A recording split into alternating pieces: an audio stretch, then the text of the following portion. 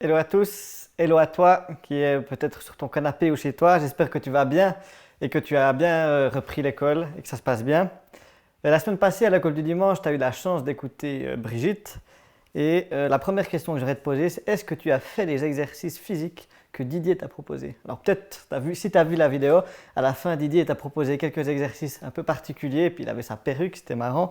Alors je te demande est-ce que tu les as fait et sinon tu peux aller voir la vidéo.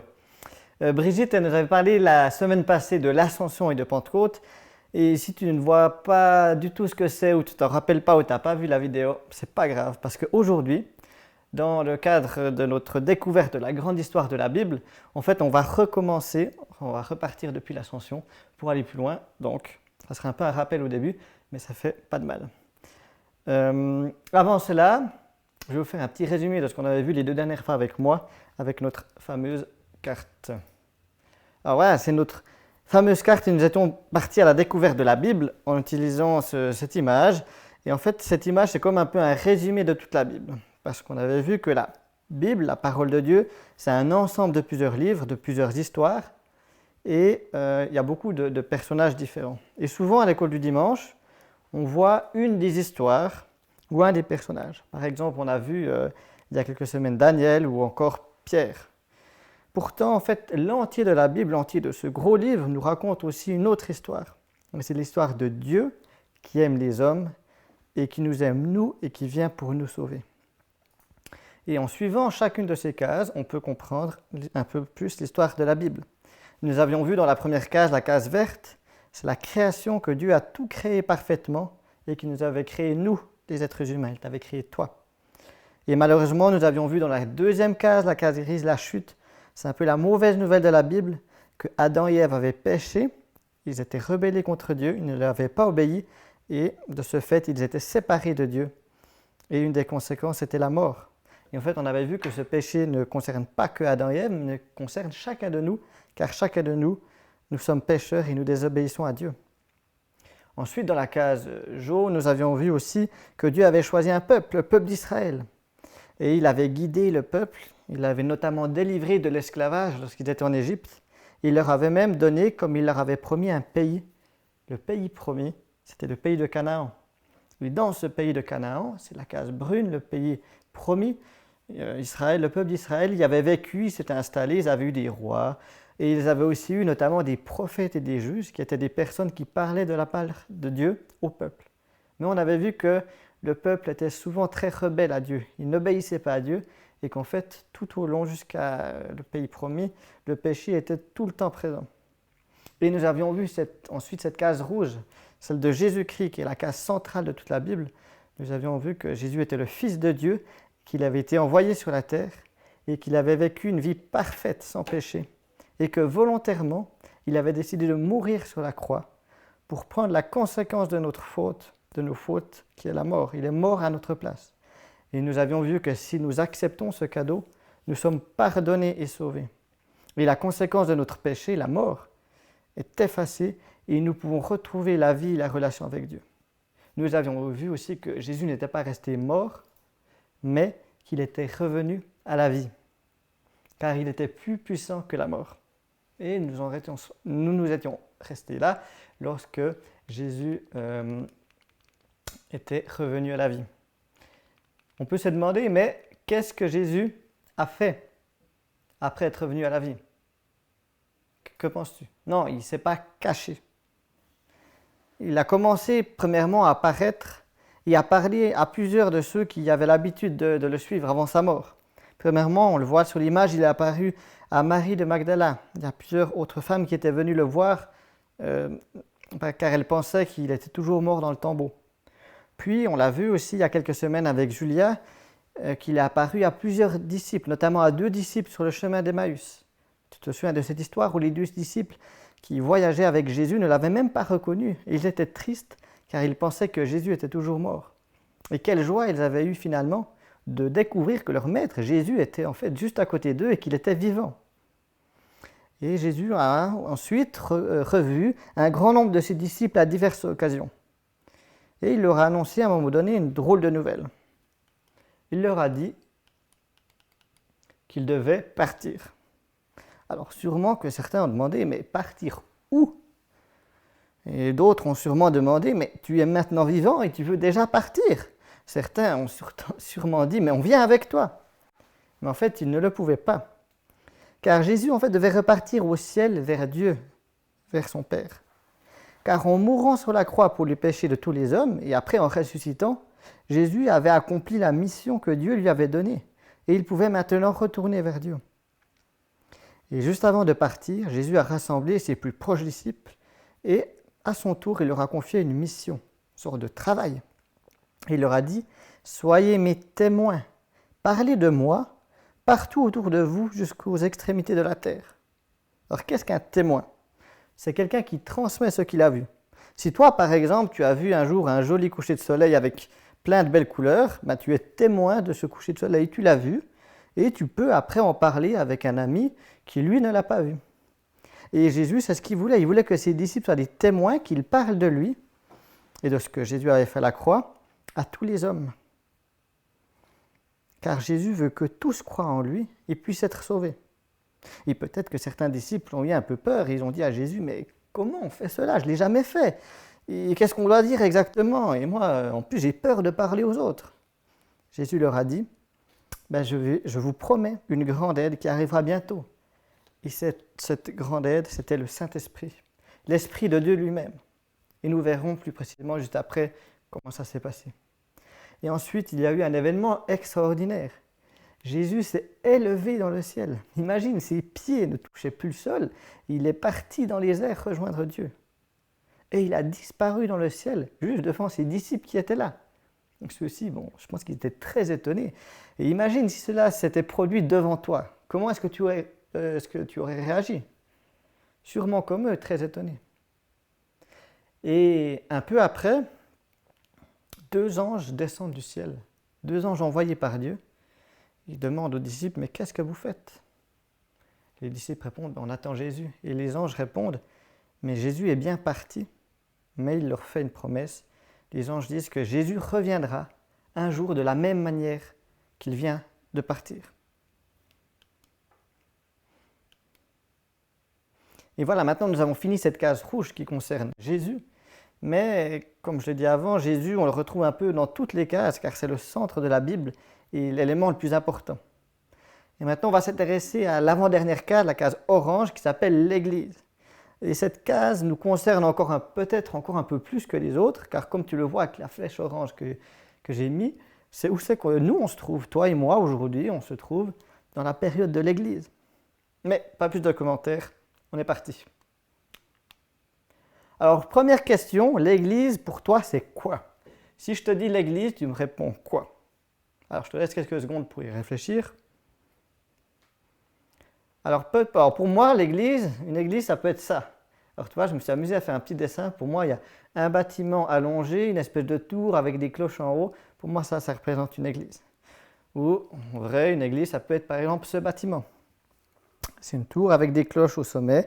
Peut-être que tu les entends sonner quelques fois. Peut-être quand tu as entendu le mot église, tu as pensé à ça. Est-ce que tu as reconnu? Oui, c'est notre église, c'est du Locle. C'est l'église de l'Action biblique des montagnes de Châtelois. Et ce fameux bâtiment rose, et toutes les personnes qui s'y rendent le dimanche, ben oui, c'est effectivement aussi une église. Mais la Bible nous parle encore d'une 3e type d'église. Elle est beaucoup plus grande. Est-ce qu'elle contient des centaines de personnes? Non, des milliers de personnes. Non, elle contient des millions de personnes. Car cette église représente en fait toutes les personnes qui croient en Jésus et qui l'ont accepté comme sauveur. Donc il y a toutes les personnes qui ont accepté Jésus comme sauveur, mais qui sont maintenant décédées. Il y a toutes les personnes qui y croient maintenant, et encore toutes celles qui croiront plus tard en Jésus. Et toi aussi, si tu es enfant de Dieu, si tu as demandé pardon à Dieu pour tes péchés, tu fais partie de cette grande église. Et parfois, cette grande église, on l'appelle l'église universelle. Mais revenons 2000 ans en arrière. Jésus vient de partir au ciel, il a donné une mission à ses disciples, parler de lui autour d'eux. Et en fait, les disciples étaient le début de l'église, car le but de l'église est de répondre à cette mission que Jésus a donnée, annoncer la bonne nouvelle aux autres, raconter comme Jésus, on l'a vu il y a 2 semaines, est mort et ressuscité pour nous tous. Mais comme Jésus l'avait promis, Dieu leur a envoyé aux disciples une grande aide pour s'attaquer à cette mission. Il leur a envoyé l'Esprit de Dieu. Et alors qu'ils étaient réunis dans une maison, les disciples ont soudain ressenti le Saint-Esprit rentrer en eux, et même il y avait des flammes qui flottaient au-dessus de leur tête. Ça a dû vraiment être très impressionnant. En fait, le Saint-Esprit, c'est-à-dire Dieu lui-même, était en eux. Et il les a aidés à parler de Jésus autour d'eux. Et ils ont même commencé à parler en des langues différentes qu'ils ne connaissaient pas, car il y avait des étrangers à ce moment-là à Jérusalem. Et cet événement, l'arrivée du Saint-Esprit sur terre, s'appelle la Pentecôte. Et aujourd'hui, ce dimanche, comme une fois par année, on se rappelle de cela et on fête le fait que le Saint-Esprit est venu sur terre. Mais le Saint-Esprit est toujours sur terre. Et chaque personne qui devient chrétien et qui est pardonnée par Dieu reçoit le Saint-Esprit. Et si tu as fait cette démarche, tu possèdes aussi le Saint-Esprit en toi. Et en fait, c'est Dieu en nous qui nous parle, qui nous guide et qui nous permet d'entrer directement en relation avec Dieu. Les disciples, ils ont continué leur mission. Ils ont commencé à parler de Jésus d'abord à Jérusalem, puis ils sont allés dans tout Israël, puis dans les pays autour d'Israël et jusque très loin. Ils ont aussi créé des églises, mais là on parle justement d'églises locales comme la nôtre, dans lesquelles les gens allaient à l'église, parlaient de Dieu, de Jésus, ils chantaient, ils priaient. Et parmi ces hommes qui ont parlé de Jésus au début de l'église, il y a eu notamment Pierre qui a beaucoup travaillé pour cette mission, et un autre homme a été Paul, qui n'a pas connu directement Jésus, mais qui a aussi fait des grands voyages pour aller parler de Jésus à beaucoup de personnes. Et d'ailleurs, normalement, lors des prochaines semaines, à l'école du dimanche, nous nous intéresserons justement à Pierre et Paul et comment ils sont allés parler de Jésus autour d'eux. Et tu verras que ça n'a pas été toujours facile, car certaines personnes ne voulaient pas accepter Jésus et son message. Et Pierre et Paul ont par exemple été maltraités et même mis en prison car ils parlaient de Jésus. Mais on s'intéressera à ça durant les prochaines semaines. Et l'Église, c'est quoi alors aujourd'hui? Et le message de Jésus est arrivé jusqu'à nous, comme on vient de le voir. Des hommes et des femmes ont parlé de Jésus à d'autres, qui ont parlé à leurs enfants, qui ont parlé à leurs enfants, et qui est arrivé jusqu'à nous. Et ceci depuis 2000 ans. Et au fil du temps, les chrétiens se sont basés sur la Bible, comme je l'ai dit, qui est la parole de Dieu. Et elle nous permet d'apprendre à connaître Dieu. Et les églises, donc des groupes de chrétiens comme la nôtre, sont aussi utilisés. On va à l'église pour pouvoir louer Dieu, apprendre à le connaître, mais aussi parler de Jésus à ceux qui ne le connaissent pas. Car souviens-toi, la mission que Jésus a donnée à ses disciples concerne toujours l'église d'aujourd'hui et concerne chacun de nous. Est-ce que tu te souviens, c'était quoi cette mission que Jésus a donnée à ses disciples? La mission, c'est celle de dire aux gens que Jésus est mort par amour à notre place et à leur place pour leurs péchés. Et que si on reconnaît que l'on a désobéi à Dieu et que l'on regrette sincèrement et qu'on accepte que Jésus soit mort à notre place, Dieu nous pardonne et nous pourrons de nouveau vivre pour toujours avec lui. Et cette bonne nouvelle, on appelle ça l'Évangile. Et Dieu nous demande de ne pas la garder pour nous, mais de la partager aux autres. Et par exemple, à l'école du dimanche, c'est ce qu'on essaye de faire en parlant à vous, aux enfants, de Jésus, de la bonne nouvelle. Mais sais-tu que toi aussi tu peux le faire? Peut-être que tu vas me dire, mais comment est-ce que je peux faire? Ou moi je suis trop petit, ou je ne suis pas assez fort, ou j'ai peur, je ne sais pas comment faire. Je te dis que c'est normal, parce que moi aussi. Premièrement, souviens-toi que, comme on l'a dit avant, si tu as accepté Jésus comme sauveur, le Saint-Esprit est en toi. Il est là, il peut t'aider. Parle-lui, demande-le-lui. Et plus concrètement, on peut aussi voir que Jésus, lui, il s'est sacrifié à la croix car il nous aime d'un amour immense. Et une manière de parler de Jésus aux autres, c'est aussi de les aimer en retour. On peut les aimer pour montrer que Jésus les aime d'un amour encore beaucoup plus grand. Alors comment on peut faire pour les aimer? Tu peux par exemple aider les autres ou bien les écouter. À l'école, par exemple, S'il y a cette personne avec qui personne ne veut jouer ou personne ne veut être, tu peux aller vers cette personne. Ou si tu vois quelqu'un qui a des difficultés à l'école dans ta classe, tu peux aussi aller l'aider. Et tu peux même inviter certains de tes camarades à venir à l'école du dimanche pour qu'ils entendent parler directement de Dieu et de Jésus. Et toutes ces actions qui montrent l'amour de Dieu et aussi leur parler de Jésus, c'est en fait une manière de répondre à la mission que Jésus a donnée à ses disciples à l'époque, mais qu'il a donnée à toute l'Église et qu'il nous a donnée à chacun de nous. C'est la mission de dire aux autres que Jésus est mort pour leurs péchés et qu'ils peuvent se tourner vers Dieu. Voilà, j'ai passé l'image en retard. Alors, que retenir de cette Église ?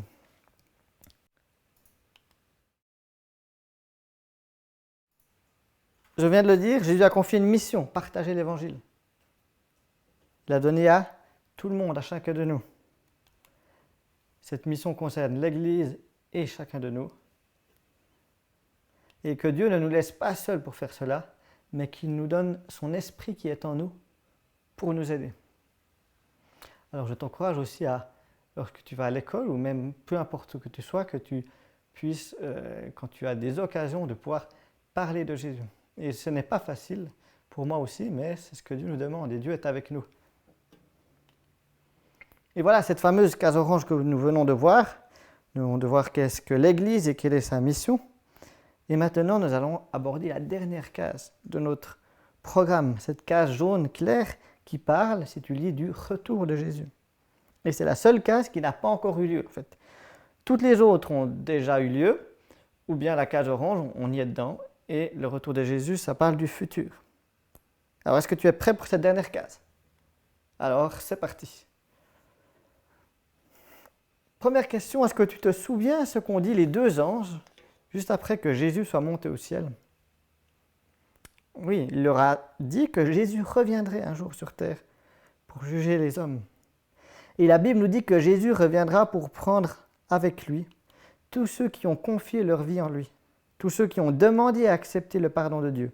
Il les emmènera sur une nouvelle terre pour vivre avec Dieu pour l'éternité, c'est-à-dire pour toujours. Alors, la Bible ne précise pas vraiment comment sera cette nouvelle terre où on vivra avec Dieu. Est-ce qu'on mangera toujours comme maintenant ? Est-ce qu'on aura un corps comme aujourd'hui avec 2 bras, 2 jambes ? On ne sait pas tellement, mais ce n'est pas le plus important. Le plus important, c'est qu'on le sera avec Dieu, que cela sera merveilleux, car il n'y aura plus de tristesse, plus de maladie, plus de mort, mais la vie et la joie avec Dieu. Et on ne sait pas également quand cela arrivera. Alors, certains essayent d'interpréter la Bible un peu faussement, mais la Bible n'est pas très claire à ce sujet-là. Et je ne pense pas que c'est la bonne question à se poser, quand c'est que Jésus reviendra. Ce qui est important, c'est que le retour de Jésus implique 2 choses principales, ou 2 situations. Comme je viens de le dire, Jésus viendra reprendre ses enfants, ceux qui ont reconnu être pécheurs, ceux qui ont accepté qu'il soit mort à la croix pour leurs fautes. Et si tu n'as pas fait ce pas, ce choix d'accepter Jésus comme ton sauveur, malheureusement, tu ne pourras pas passer l'éternité avec Dieu. Tu seras loin de lui pour toujours. Mais la bonne nouvelle, c'est que tu peux à tout moment, et je te conseille d'y réfléchir, de faire ce choix de suivre Jésus, de reconnaître que tu es pécheur et d'accepter le pardon qu'il te propose. Et cela, tu peux le faire en priant, en lui demandant simplement de te pardonner. Et tu pourras être pardonné par Dieu. Et si tu as des questions à propos de ceci, tu peux en poser à tes parents ou à nous lorsque tu viendras à l'école du dimanche. C'est quelque chose d'important pour ta vie. Et si au contraire tu as déjà fait ce pas, ce choix de suivre Jésus, que tu es pardonné pour ton péché, eh bien c'est bon, c'est magnifique. Et l'attente du retour de Jésus devrait être une grande joie. Une joie de savoir que bientôt tu pourras vivre avec Dieu pour toujours. Et c'est un peu comme le confinement que nous avons vécu. Pendant 2 mois, tu étais peut-être à la maison, tu ne pouvais pas beaucoup bouger, tu te réjouissais beaucoup de revoir certains de tes amis. Et lorsque là est arrivé, tu pouvais de nouveau jouer avec eux et c'était hyper cool. Et avec Jésus, c'est la même chose. Mais c'est encore plus fort parce que lorsqu'il reviendra, nous vivrons avec Dieu. Le Créateur de la magnifique nature que nous avons autour de nous, le Dieu qui nous aime tellement qu'il a donné son Fils unique, Jésus, en sacrifice. Et tout ceci dans un monde où il n'y aura plus de souffrance et plus de larmes. Et ce qui est beau aussi, c'est que nous pouvons déjà vivre cela, parce qu'avec le Saint-Esprit qui est en nous, nous pouvons déjà vivre avec Jésus. Alors, que retenir de cette case jaune? Comme je viens de vous le dire, une fois, un jour, on ne sait pas quand Jésus reviendra pour juger les hommes. Et comme je l'ai dit, ceux qui n'ont pas fait ce choix de suivre Jésus, qui ne l'ont pas accepté comme sauveur, malheureusement vivront loin de lui. Mais la bonne nouvelle, c'est qu'on peut se confier en Jésus. Et si on devient ses enfants, son enfant, on pourra vivre pour toujours avec lui.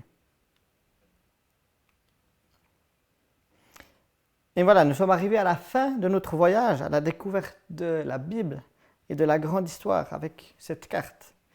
Et ce que tu peux retenir encore, c'est que dans la Bible, dans la parole de Dieu, on y voit un Dieu qui est bon, un Dieu qui t'aime, un Dieu qui veut une relation avec tous les hommes, mais aussi avec toi personnellement. Il t'aime tellement qu'il a donné son Fils unique, Jésus. Il était prêt à le laisser mourir pour ton péché, pour toi, pour nous. Et c'est pourquoi je ne peux que t'encourager à chaque jour continuer à le chercher, à lui faire confiance. Parle-lui simplement par des prières tout au long de ta journée. Essaie d'apprendre à mieux le connaître en lisant la Bible. Car ce qu'il te demande de faire dans la Bible, c'est des choses qui sont bonnes pour toi. Et maintenant, j'aimerais prier. Merci Seigneur, car tu nous aimes et tu veux le bien pour nous. Merci pour ton Église aussi que tu nous donnes, car on peut y apprendre à te connaître, te louer, aussi avoir des amis à l'Église, à l'école du dimanche. Aide-nous aussi à accomplir cette mission que tu nous donnes, à parler de toi aux autres et à les aimer comme tu nous as aimés, mais que tu ne nous laisses pas seuls, tu nous donnes aussi le Saint-Esprit pour nous y aider.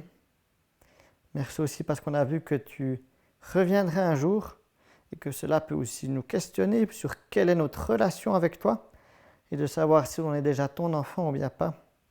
Et si cela n'est pas encore le cas, qu'on puisse vraiment y réfléchir sérieusement. Et si c'est déjà le cas, qu'on puisse se réjouir, Seigneur, car on sait que tu vas revenir. Merci pour ton amour pour nous et aussi accompagne-nous lors de cette nouvelle semaine. Amen. Alors voilà pour aujourd'hui. C'était la dernière leçon avec cette carte sur l'histoire de la Bible. J'espère que ça vous a plu, ça vous a permis aussi de mieux comprendre l'histoire de la Bible en général. Et comme je l'ai dit la dernière fois, il y a aussi en description la possibilité, tu peux demander à tes parents d'avoir cette carte mais vierge, c'est-à-dire sans les couleurs et sans les différents noms dans chaque case. Et tu peux aussi t'entraîner comme petit exercice à remettre les bonnes couleurs aux bons endroits avec les bons titres, création, la chute. J'aimerais aussi t'encourager pour cette semaine, fais toujours plus confiance à Dieu, parle-lui, il est là, il t'écoute. Et j'ai aussi plutôt une très bonne nouvelle à annoncer. Normalement, nous devrons bientôt nous retrouver, non pas à travers cette caméra, mais en direct à l'église. Alors, normalement, ça devrait arriver dans les prochaines semaines. Tes parents, t'inquiète, vont recevoir toutes les informations. Mais je me réjouis beaucoup de te revoir. En vrai, c'est quand même plus cool. Alors voilà, bonne semaine à toi et à bientôt.